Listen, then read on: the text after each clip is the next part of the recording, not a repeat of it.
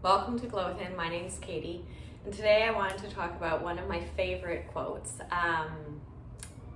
The way we speak to our children becomes their inner voice by Peggy O'Mara. And this is so true. If you'd like to take a moment to think about what your inner voice says to you, now you're welcome to do that. Very often it's not the most empowering voice. However, we have the power to change that for ourselves, and we have the power to be conscious of this so that we are helping our children have an empowering inner voice. And if you have a disempowering or had a disempowering inner voice, there's no need to blame anyone. Generational patterns get passed along, and until we become really conscious of them and what we're doing, and this takes a lot of work, we're going to pass them along. And you know what? Honestly, I'm sure I'm passing along some negative traits to my children. I think it's just sort of part of it, and they're going to have to work on that. I try to be as conscious as I can, but we're all human, right? So be compassionate with yourself, be compassionate with the generations that came before you. We're each doing the best that we have with the tools that we have right now. And so on that note, we're able to empower ourselves. So in yogic terms, we talk about vrittis, which is the energy behind our thoughts. And so that's sort of part of the subconscious energy that's passed along through different generations. And our inner voice is very powerful as a part of this. So throughout the day, we have about 60,000 thoughts, which is huge. Most of them we're not paying attention to. Most of them, are subconscious. 95% of our thoughts are on repeat. So again, this is just highlighting the power of our inner voice. So again, if you'd like to think back as to what your inner voice is saying most of the time, this is a really interesting exercise. And you're welcome to look at it and ask yourself, is this inner voice serving me? If it isn't anymore, if it is, you can thank it. That's wonderful, that's great for you.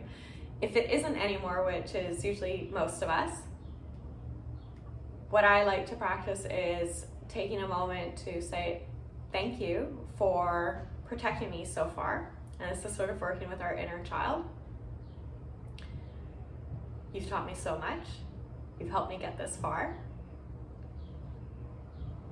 And now we can work together to move even further together. So you're still honoring your inner voice, but we're starting to sort of reframe it. And you might notice this inner voice, maybe it has a sensation, maybe it has a color, maybe it has an image to you. And you're welcome to sort of work with that and begin to work with your inner voice. Okay, so what do we want to be saying most of the time? And so this is sort of part of that embodiment that I've talked about, the think, feel, be. And so with working with our inner voice, we can practice mantra, we can practice affirmation, and we can practice journaling, art, other tools to help us be more conscious of what our inner voice is saying. And so when our inner voice is saying something that maybe isn't in alignment with what we want to embody, you can say thank you. Thank you for what you're trying to show me. Maybe be curious about it.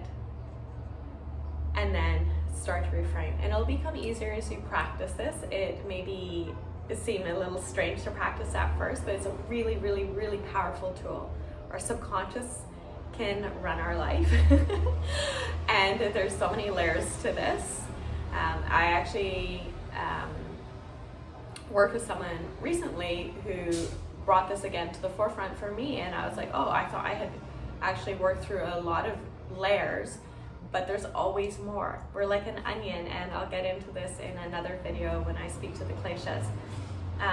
We're an onion, and we're constantly peeling off these layers and layers and layers and nurturing the different aspects of ourselves to be our whole best self, or to come to that enlightenment or that samadhi, our bliss state, and to be in this bliss or samadhi state for a sustained period. So most of us experience it for little bits of time, But being able to stay in this state is when we are considered truly enlightened and when we've done our work here on Earth, if that's something that aligns with you. Anyways, please take the time to really maybe go back through this video again, practice this work, and be conscious of it. Just notice what your thoughts are, and take regular check-ins. That's part of why I do the regular check-ins, and I encourage clients to do this. It's for our body, it's for our physical body, it's for our energetic body, and it's for our mental body. They all work together with the koshas, or as the koshas, to help bring us to that samadhi state. Anyways, I hope you enjoyed. You're welcome to hit subscribe, leave any questions, comments, and I look forward to connecting with you.